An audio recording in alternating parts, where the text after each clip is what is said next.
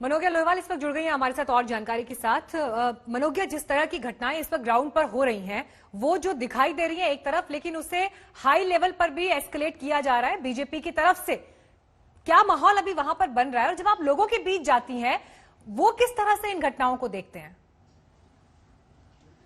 देखिए, बंगाल में राजनीतिक हिंसा कोई नई बात नहीं है, लेकिन इस तरह से उन्हें कैमरा पर कैद करके सड़कों पर और बाकी सब जगहों तक पहुंचा देना ये बड़ी बात है। इसके पहले भी घटनाएं हुई हैं, हिंसक झड़पें हुई हैं चुनाव के मैदान में। बंगाल में रक्त चरित्र कोई नई बात नहीं है, लेकिन इस बार जिस तरह से हत्याएं हो रही हैं, घटनाएं हो रही हैं और सरकार की ओर से उन्हें पहले कहा जा रहा है कि ऐसा कुछ हो ही नहीं रहा है, और बीजेपी जो विपक्ष में है बार बार उसे तूल देकर हर जगह तक पहुंचाने का प्रयास कर रही है, कार्यकर्ताओं के साथ खड़े रहने का प्रयास कर रही है। आने वाले दिनों में ये घटनाएं बढ़ेंगी, लेकिन अभी बात सिर्फ रक्त रंजिश की नहीं है, लेकिन उसके साथ साथ कई और बातें आ रही हैं साथ में। छोटे छोटे मुद्दे जैसे क्या राज्य सरकार की स्कीम्स लागू हुई या केंद्र सरकार की स्कीम्स जो लागू नहीं हुई हैं, या फिर कौन तृणमूल कांग्रेस से बीजेपी में और बीजेपी से तृणमूल में जा रहा है। ये वो सारी बातें हैं जो अब रोज चुनावी मैदान में बड़े बड़े खंबे गाड़ रही हैं, क्योंकि इन्हीं के आधार पर आने वाले दिनों में विधानसभा में कौन सत्ता में आ पाएगा इसका फैसला होगा। ये अभी शुरुआत है, लेकिन इस शुरुआत में ही जिस तरह से बार बार मारपीट हो रही है, शुभेंदु अधिकारी की जो आज रैली होनी थी, एक उनके वहां पे तृणमूल कांग्रेस के समर्थकों और शुभेंदु अधिकारी के समर्थकों के बीच में हाथापाई हुई है पूर्वी मिदनापुर में, और इसी तरह की घटनाएं विभिन्न जिलों में भी हो रही हैं। तो ये बरकरार रहेगा आने वाले दिनों में और कई गुना ज्यादा बढ़ेगा भी। जी मनोज्ञा, एक बात और समझाइए। जिस तरह से हम देख रहे हैं कि एक दूसरे के खेमे को तोड़ने की भी कोशिश हो रही है, दूसरे पार्टी से अपनी पार्टी में बड़े नेता को या प्रभावशाली व्यक्ति को ले आओ। बड़ी बात है, इसका मैसेज कार्यकर्ताओं में किस तरह से जाता है? क्योंकि जो कार्यकर्ता बीजेपी वर्सेस टीएमसी की सूरत में मैदान में आपस में लड़ रहे हैं, जब वही विरोधी खेमा एक दल में हो जाता है तो क्या वो मिलकर साथ काम कर पाएंगे? ये तो पानी और तेल का मिश्रण है। मीनाक्षी, बहुत अच्छा सवाल है, और जमीनी स्तर पर लोगों को बहुत दिक्कतें आ रही हैं, खास तौर से उन लोगों को जो बीजेपी में पुराने कार्यकर्ता हैं।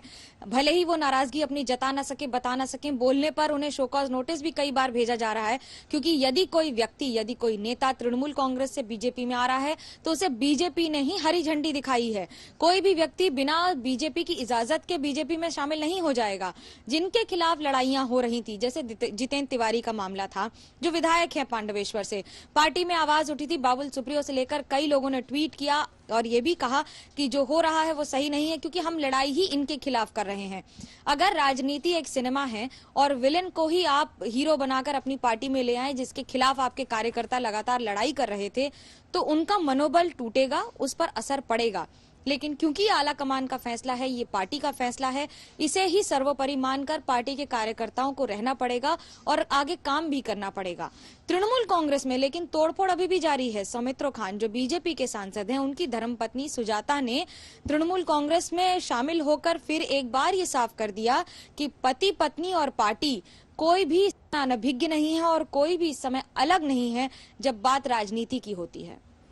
बिल्कुल, राजनीति की जब बात होती है तो कैसे जमीन पर मोहरे चाल बदल देते हैं, ये तो दिखाई दे रहा है बंगाल की धरती पर।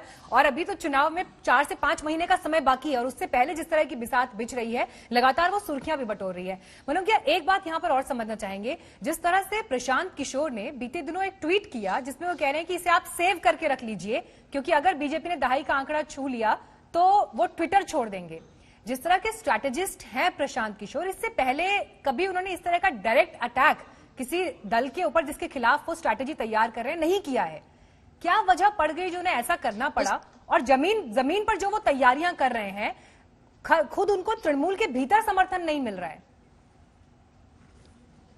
यही कारण है, और यही सबसे बड़ा कारण है कि उन्होंने अब इस चुनौती को खुले मैदान में रख दिया है कि ये बहुत बड़ी लड़ाई है, न सिर्फ प्रशांत किशोर के लिए बल्कि तृणमूल कांग्रेस के लिए। दोनों ये जानते हैं कि अगर इसमें हार गए तो हो सकता है आने वाले दिनों में पूरे के पूरे करियर का और पार्टी के ठप होने के पूरे आसार होंगे। यही वजह है कि दोनों जानते हैं ये जितनी लंबी लड़ाई है उतनी बड़ी लड़ाई है, भले ही अंतिम लड़ाई ना हो।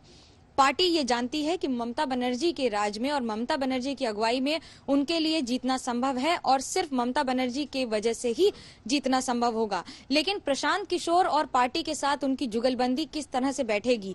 अभी तक जितनी आवाजें आई हैं उनमें प्रशांत किशोर के खिलाफ ही आवाज उठाकर लोगों ने तृणमूल से बीजेपी में शिरकत की है।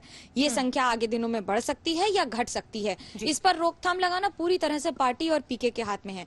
लेकिन प्रशांत किशोर ये जानते हैं कि ये लड़ाई बड़ी है और उनके लिए जीतना उतना ही जरूरी।